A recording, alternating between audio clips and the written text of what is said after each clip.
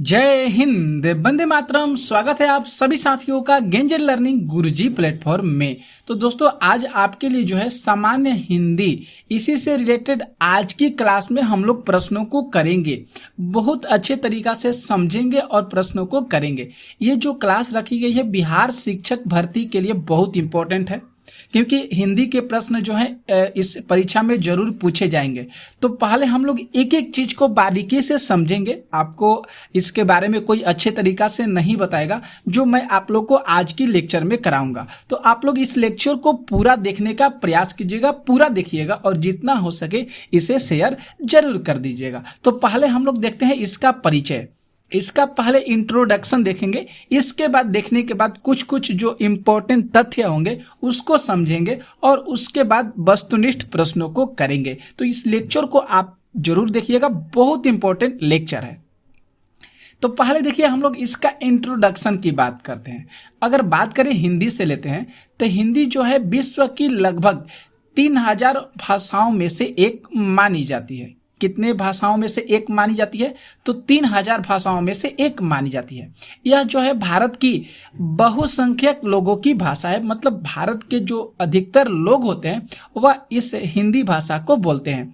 इसका प्रारंभ जो है 1000 ईसा पूर्व हुआ था। इसका प्रारंभ कब हुआ था? तो 1000 ईसा पूर्व हुआ था। तो मैं यहाँ पे छोटे छोटे पॉइंटों को लेकर लाए हैं आप लोग के बताने के लिए, जिससे आप लोग को अच्छे तरीका से समझ में आ जाएगा।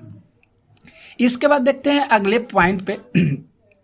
यहाँ पे जो अगला पॉइंट है कि यह जो है यूरोपीय परिवार की भाषा है। याद रखना होगा आप लोग को, या पूछा जा सकता है कि हिंदी जो है किस भाषा परिवार की है। तो आप लोग को याद करना होगा यूरोपीय परिवार की भाषा है। और इसकी जननी किसे मानी जाती है? तो इसकी जननी जो है संस्कृत को मानी जाती है। हिंदी की जननी किसे माना जाता है? तो संस्कृत को माना जाता है। और इसका जन्म जो है वैदिक संस्कृत से हुआ है। हिंदी का जन्म जो है कहाँ से हुआ है? तो वैदिक संस्कृत से हुआ है। तो इस तरह के प्रश्न आपके जो है बिहार शिक्षक भर्ती में बनेंगे। ओके, इस पॉइंट में कोई दिक्कत नहीं हुआ। अगला पॉइंट को देखते हैं। अगला जो यहाँ पे दोस्तों जो पॉइंट है, यहाँ पे देख लीजिए। अगला जो पॉइंट है कि हिंदी विश्व में चीनी एवं अंग्रेजी के बाद तीसरे नंबर की सबसे बड़ी भाषा है। मतलब यहाँ पे कहने का जो मेन मकसद है कि पहले नंबर पर चीनी भाषा हो गया, इसके बाद दूसरी नंबर पर अंग्रेजी भाषा हुआ, और तीसरे नंबर पर जो हम लोग का भाषा है हिंदी, यह तीसरे नंबर पर भाषा है। ओके, विश्व में की बात कर रहा है। यह भारत की राजभाषा के रूप में सरकारी कामकाज की भाषा है। मतलब बात करें तो अधिकतर जो राज्य हैं, स्टेट हैं, सरकारी कामकाज के लिए हिंदी भाषा का सबसे ज़्यादा उपयोग करते हैं। और बात करें कि बहुसंख्यक लोगों की भाषा के रूप में भारत की जो है यह राष्ट्रभाषा मानी जाती है। तो भारत की राष्ट्रभाषा किसे माना जाता है दोस्तों? तो भारत की राष्ट्रभाषा हिंदी को माना जाता है। ओके, क्लियर हो गया। एक प्रश्न और एग्जाम में बनता है दोस्तों। आप लोग तो एग्जाम देने जब जाइएगा तो वहां पे 4 विकल्प आप लोग को इस तरह के मिलेंगे। उसमें आप लोग को पूछा जाएगा कि आप किस भाषा में जो है इस चीज को देना चाहते हैं। तो एक रहता है हिंदी भाषा। हिंदी भाषा की जो लिपि होती है वह होती है देवनागरी होती है, इस चीज को ध्यान में रखिएगा। और अंग्रेजी भाषा की लिपि क्या होती है? तो रोमन होती है। अंग्रेजी भाषा की लिपि रोमन। और एक होता है संस्कृत भाषा, क्योंकि संस्कृत में भी एग्जाम देना होता है, तो संस्कृत भाषा की भी लिपि होती है देवनागरी होती है। ये तीनों जो है मुख्य हैं, आपको बता दिए, बहुत अच्छे तरीका से याद कर लीजिएगा। अगला पॉइंट देखते हैं दोस्तों। अगला जो पॉइंट में बताया गया है कि हिंदी जो है भारत की राष्ट्रभाषा 1965 से है। हिंदी जो है भारत की राष्ट्रभाषा 1965 से है। और ये जो कब अस्तित्व में आया था? तो 14 सितंबर 1949 को भारतीय संविधान ने हिंदी को संघ की राजभाषा के रूप में स्वीकार किया था। यहाँ से भी प्रश्न दोस्तों बन सकता है और बनेगा भी। और कितने सारे बहुत सारे एग्जाम हुए, वहाँ पे प्रश्न पूछा गया है कि हिंदी को संघ की राजभाषा के रूप में कब स्वीकार किया गया था? तो हिंदी को संघ की राजभाषा के रूप में 14 सितंबर 1949 को स्वीकार किया गया था। ऑप्शन में रहेगा, आप लोग ऑप्शन को टिक कर दीजिएगा। क्लियर हो गया। इसके बाद देखते हैं जो अगला पॉइंट है दोस्तों कि संविधान के अनुच्छेद 343 के अनुसार संघ की राजभाषा हिंदी और लिपि दोनों जो है देवनागरी को माना गया है। हिंदी की लिपि क्या है? देवनागरी। अभी जस्ट आप लोग को बताया है किसके अनुसार, किस आर्टिकल के अनुसार इसको जो है संघ की राजभाषा घोषित किया गया है। तो आर्टिकल 343 कितना दोस्तों? तो अनुच्छेद 343 के अनुसार संघ की राजभाषा है वह कौन सी हो जाएगी? तो वह हिंदी हो जाएगी। इतना कुछ पॉइंट आप लोग को समझाएं, बताएं। क्या इसमें अगर आप लोग को दिक्कत लगा होगा तो आप लोग कमेंट करके जरूर बता दीजिएगा, प्रश्न जरूर यहां से बनेंगे। ओके, अब अगला जो हम लोग का पॉइंट आता है कि हिंदी भाषा का क्रम कैसे था। मतलब पहले जो हुआ था, कौन सी पहला मतलब भाषा आया था, कौन सा हिंदी भाषा का क्रम कितना रहा होगा। तो देखिए यहाँ पे जो अगर बात करें कि हिंदी को वैदिक संस्कृत से आधुनिक युग की भारतीय भाषाओं तक आने में 4 चरणों से होकर गुजरना पड़ा है।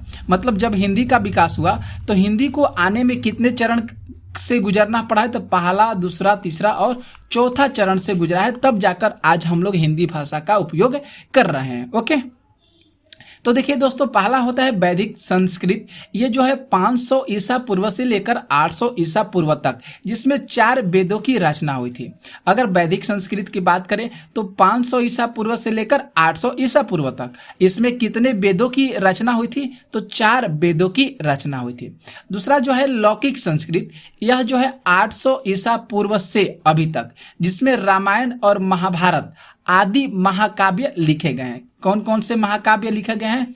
तो रामायण और महाभारत आदि काव्य को लिखा गया है।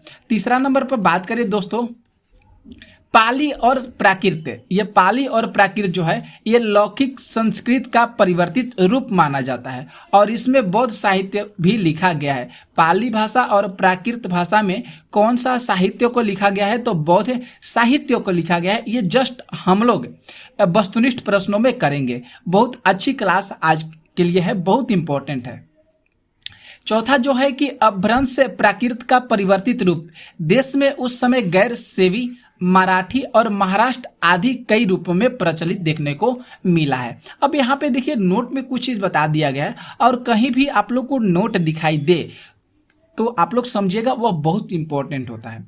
इसका विकास क्रम से स्पष्ट हुआ है कि द्रविड़ जो परिवार है उसकी तमिल, तेलुगु, मलयालम और कन्नड़ को छोड़कर भारत की सभी भाषाओं का विकास जो है अपभ्रंश में हुआ है। क्लियर हो गया।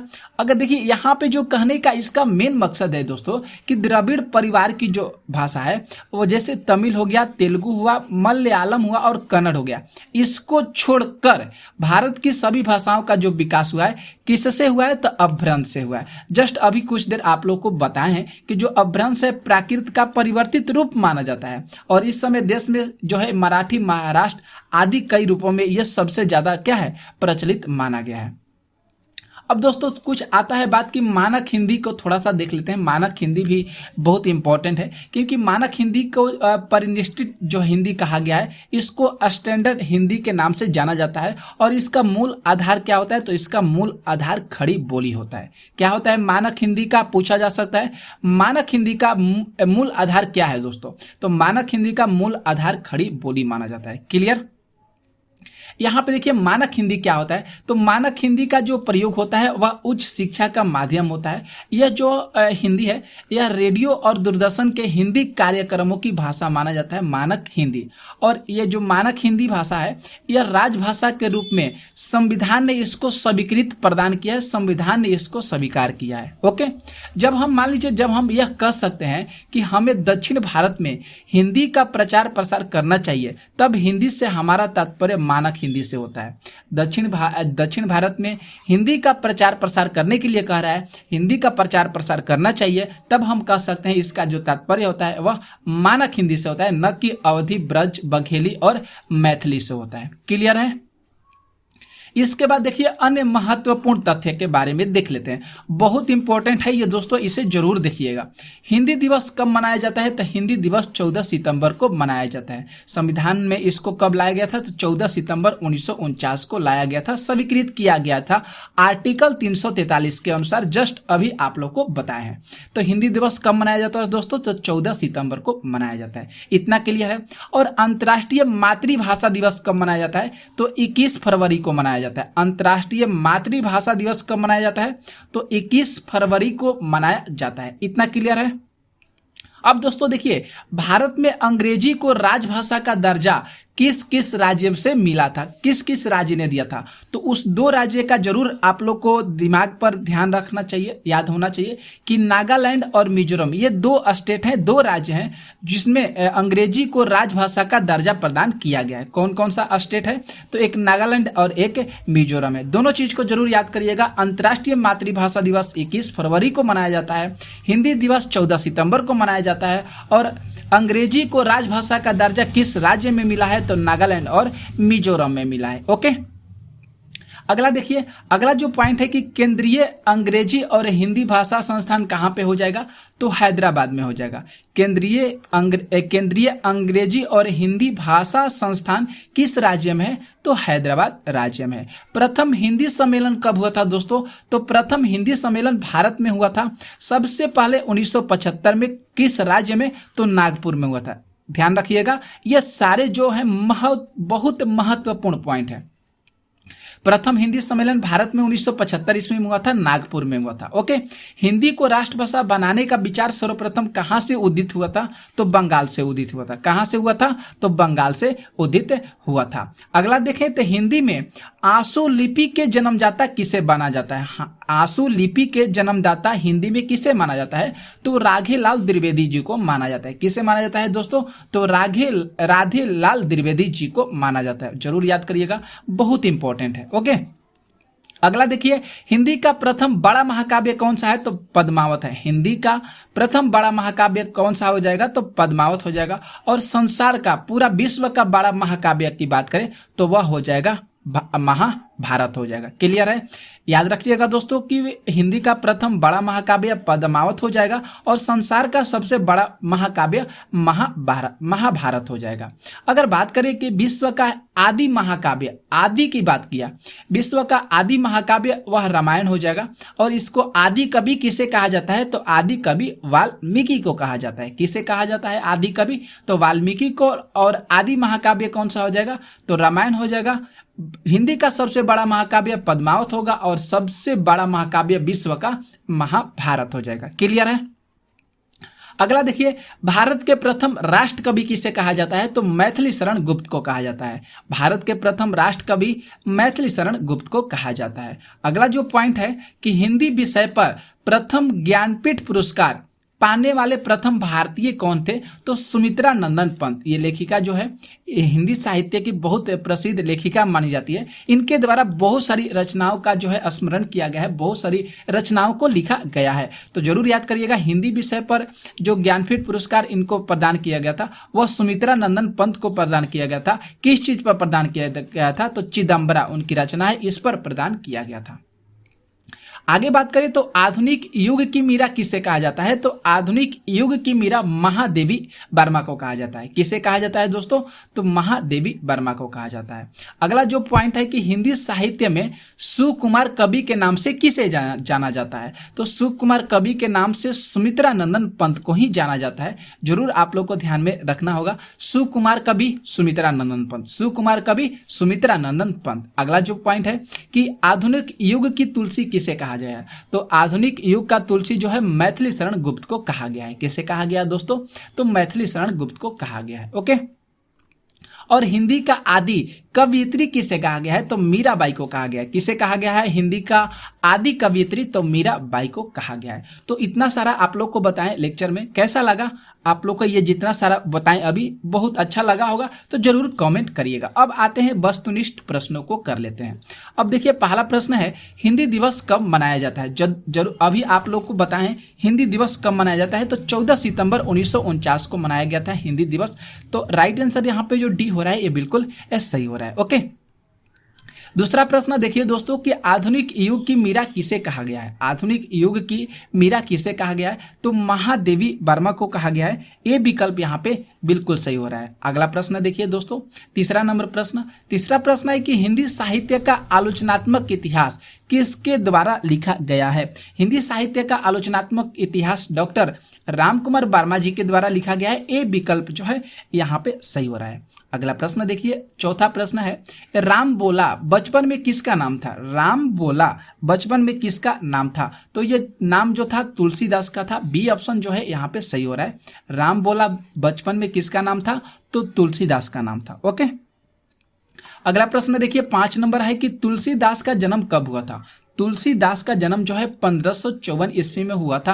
राइट आंसर यहाँ पे जो बी हो रहा है ये बिल्कुल सही हो रहा है। 6 प्रश्नों को देखिए दोस्तों, 6 नंबर जो प्रश्न है कि आदिकाल को वीर गाथा काल किसने कहा है। आदिकाल को वीर गाथा काल जो है किसने कहा है, तो आचार्य रामचंद्र शुक्ल जी के द्वारा कहा गया है। यहाँ पे आचार्य कर लीजिएगा, रामचंद्र शुक्ल जी ने आदिकाल को वीर गाथा काल के नाम से संस्मरण किया है। तो राइट आंसर यहाँ पे सी ऑप्शन सही हो रहा है। यहाँ पे जो 7 प्रश्न है कि हिंदी की उत्पत्ति किस अपभ्रंश से हुई है, जरूर अभी अभी आप लोग को बताएं शैरसेनी अपभ्रंश से हुआ है। तो राइट आंसर यहाँ पे बी ऑप्शन सही हो रहा है। हिंदी की उत्पत्ति किस अपभ्रंश से हुआ है, तो शैरसेनी अपभ्रंश से हुआ है। 8 नंबर प्रश्न देखिए, 8 नंबर प्रश्न है कि निम्नलिखित में से कौन से कवि राष्ट्र कवि कहलाते हैं। अभी जस्ट आप लोग को बताएं राष्ट्र कवि किसे कहा जाता है, तो मैथिली शरण गुप्त को कहा जाता है। सी ऑप्शन यहाँ पे सही हो रहा है। 9वां प्रश्न है कि आधुनिक युग का तुलसी किसे कहा जाता है। आधुनिक युग का तुलसी मैथिली शरण गुप्त को कहा जाता है। सी ऑप्शन जो है यहाँ पे सही हो रहा है। आधुनिक युग का तुलसी मैथिली शरण गुप्त को कहा गया है। अगला प्रश्न देखिए 10 जो प्रश्न है, हिंदी साहित्य में किस कवि को कवियों का कवि कहा गया। हिंदी साहित्य में किस कवि को कवियों का कवि कहा गया, तो हरिवंश राय बच्चन को कवियों का कवि कहा गया है। डी ऑप्शन यहाँ पे सही हो रहा है। अगला प्रश्न देखिए दोस्तों 11 जो प्रश्न है, महात्मा गांधी ने हिंदी के प्रचार प्रसार के लिए किस संस्था की स्थापना की थी। तो राष्ट्रभाषा प्रचार समिति की जो है स्थापना किया गया था महात्मा गांधी जी के द्वारा हिंदी के प्रचार प्रसार के लिए। तो डी ऑप्शन यहाँ पे सही हो रहा है। इसके बाद देखिए 12 जो प्रश्न है कि मानक हिंदी से क्या तात्पर्य है। मानक हिंदी से क्या तात्पर्य है, तो यह जो है आदर्श के रूप में हिंदी का स्वीकार्य रूप जो है मानक हिंदी से तात्पर्य है।